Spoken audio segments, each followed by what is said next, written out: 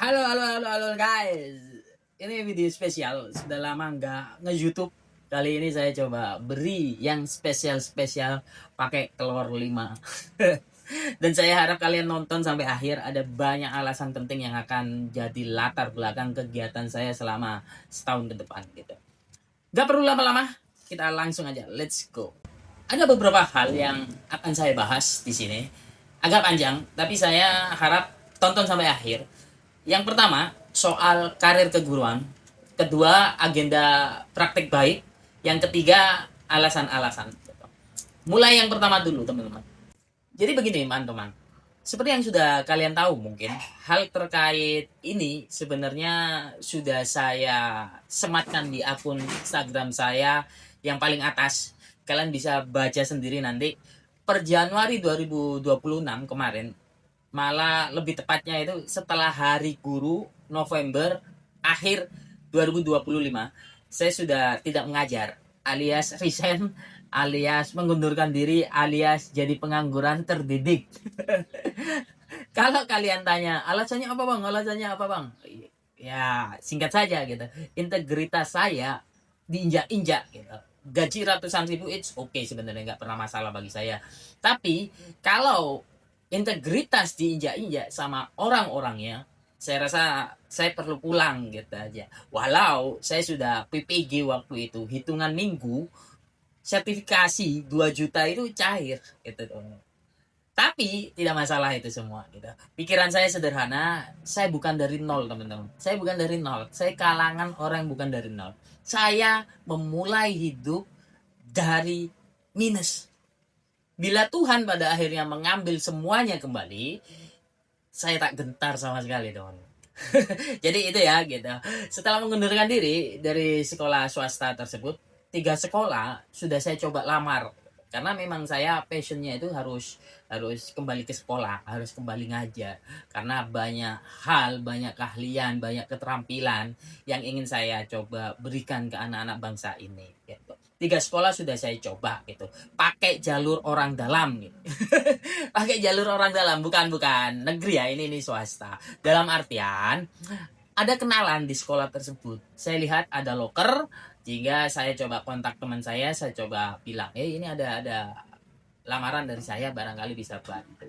Dari 3 sekolah tersebut, 2 diantaranya bilang begini teman-teman, bro, kepala sekolahnya kurang cocok kayaknya bro, dia suka tapi dia tetap mempertimbangkan banyak hal bla bla bla bla gitu, dia lihat kontenmu.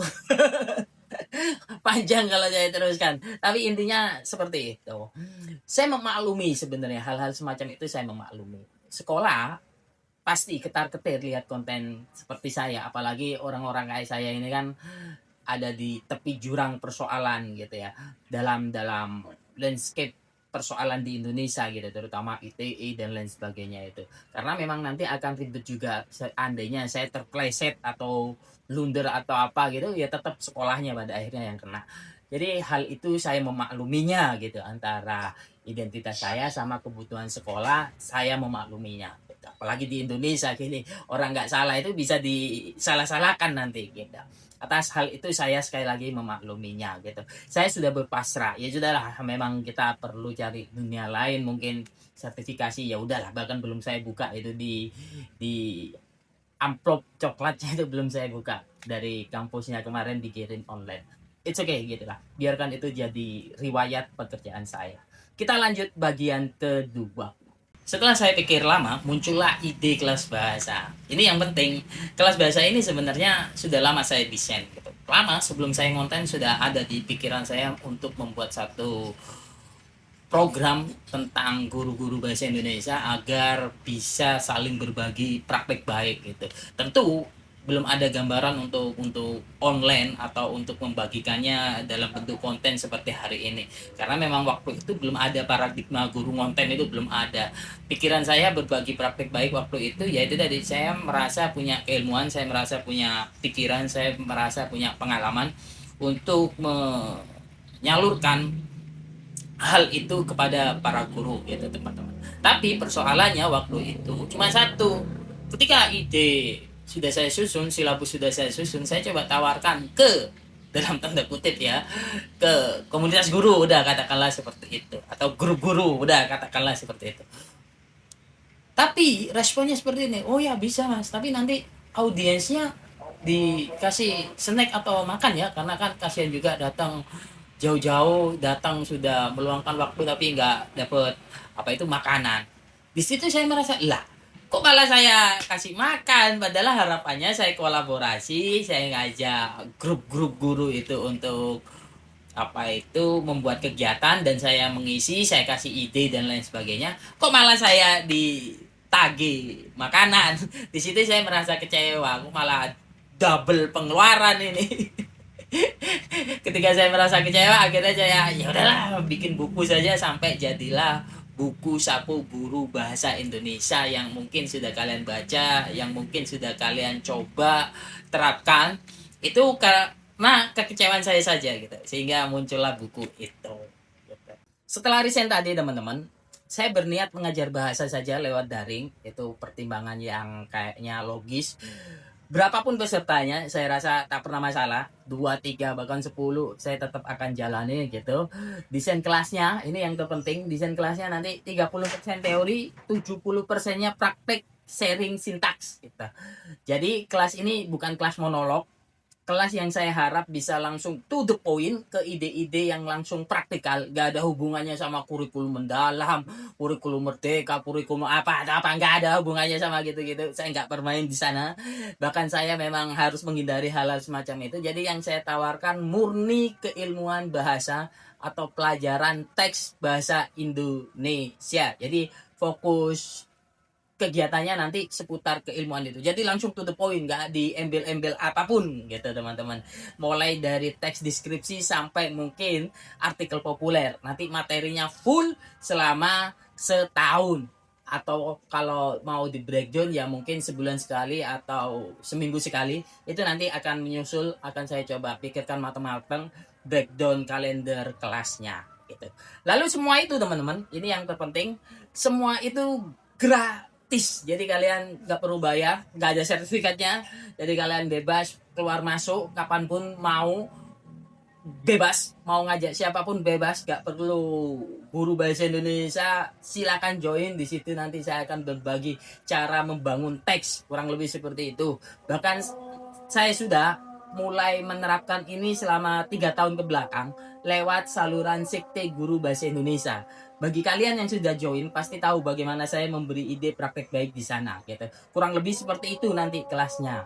Selain gratis, ada konsep ekonomi sampingannya, yakni donasi saja ke saya gitu. Ingat, ini poin pentingnya. Sekali lagi ingat, ini sifatnya donasi, nggak ada paksaan apapun, nggak mengurangi hak kepesertaan sedikit pun. Jadi konsepnya seperti kota amal, sekali lagi tidak memberi, tidak mengurangi hak kepesertaan apapun. Lalu donasi ini juga jangan minta transparansi gitu, ribet saya harus gini nanti ribet, karena memang bukan donasi sosial gitu. Mending kalau kalian berharap yang seperti itu, transparansi dan lain sebagainya, mending gak usah kasih, gak usah ngasih, biar saya tetap bikin kelas, gak ngeribeti bikin laporan kayak gitu. Jadi ketimbang teman-teman mikir aneh-aneh, ikut aja kelasnya, semuanya bisa diakses dan langsung saya jamin bisa langsung kalian terapkan, bisa langsung saya koreksi, bisa langsung saya coba beri feedback sharing yang tepat dalam membelajarkan bahasa Indonesia, terutama pembelajaran teks. Lalu kita ke bagian ketiga. Di bagian ini saya mau curhat saja gitu. Itu memang susah teman-teman. Kita harus cari uang, kita harus bertahan. Tapi cara bertahan seperti apa yang kita lakukan? Di situ kita akan menemukan irisan antara nilai hidup dan kebutuhan hidup gitu. Saya antisipasi saja sebelum ada komentar, oh ujung-ujungnya buka kelas, ujung-ujungnya jualan buku, ujung-ujungnya produk digital dan lain sebagainya. Begini teman-teman, semoga bisa dicerna dan didengar baik-baik dengan kepala dingin dan kepala yang cukup dewasa dan benar-benar ajak gitu ya.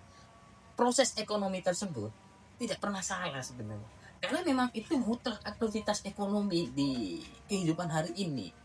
Saya memang kritik kapitalis, saya memang kritik guru konten, saya memang kritik praktik jual beli prom dan modul, saya kritik cara aktivitas ekonomi seperti itu.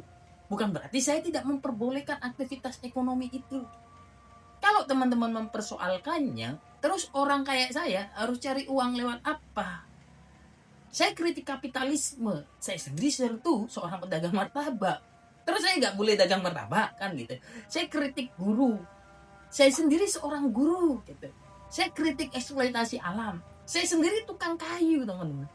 Terus kalau saya tidak boleh mencari aktivitas ekonomi, saya hidup dengan cara apa gitu. Saya cari uang dengan apa gitu.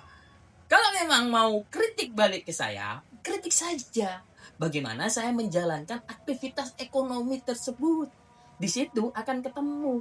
Apa saya mengeksploitasi murid ini dalam mencari uang? Apa saya mengeksploitasi pekerja lain ini atau orang lain dalam mempraktekkan dagang martabak saya? Apa saya menjual barang terlarang dalam proses produksi kayu saya gitu? Kan enggak gitu. Saya seperti orang-orang lain yang bekerja. Ada norma dan nilai-nilai kritis yang saya ambil dan terapkan. Masalah seperti itu sudah saya alami sejak belasan tahun lalu, teman-teman. Saat saya mengkritik kapitalisme, saat saya mengkritik sistem yang korup, tapi saya sendiri kadang diserang. Oh, Anda sendiri pedagang. Oh, Anda sendiri masih budak korporat dan lain sebagainya. Ini dalam ilmu lebih umum disebut sebenarnya golongan orang yang tidak bisa menspesifikkan persoalan gitu. Akhirnya pikirannya menjadi general, umum dan normatif dan cenderung akan menyasar personalnya. Bukan hal yang dilakukan oleh personalnya itu sendiri, bukan pikiran yang dihasilkan oleh personalnya itu sendiri. Ini penting saya katakan di sini teman-teman. Sebab ada saja nanti orang yang niatnya mengkritik tapi malah terkadang menyerang personalnya gitu. Panjang kalau saya uraikan, tapi kurang lebih seperti itu. Jadi perlu didudukkan antara irisan aktivitas ekonomi sama nilai-nilai pikiran yang dikritikkan gitu. Oke, yang terakhir jangan lupa ikut kelasnya. Akhir pekan nanti diusahakan. Kalau kalian gak males di akun medsos saya itu, silakan scroll sampai bawah. Sebenarnya sudah banyak praktek baik dari saya. Tapi sejak munculnya era buzzer pendidikan, saya switch memang ke arah kritik pemerintah. Dan saya merasa perlu kembali ke praktek baik lagi. Dan nanti setelahnya kita kritik pemerintah lagi. Seperti moto saya, teruslah kritik dan berbagi. Sampai bertemu di kelas saya.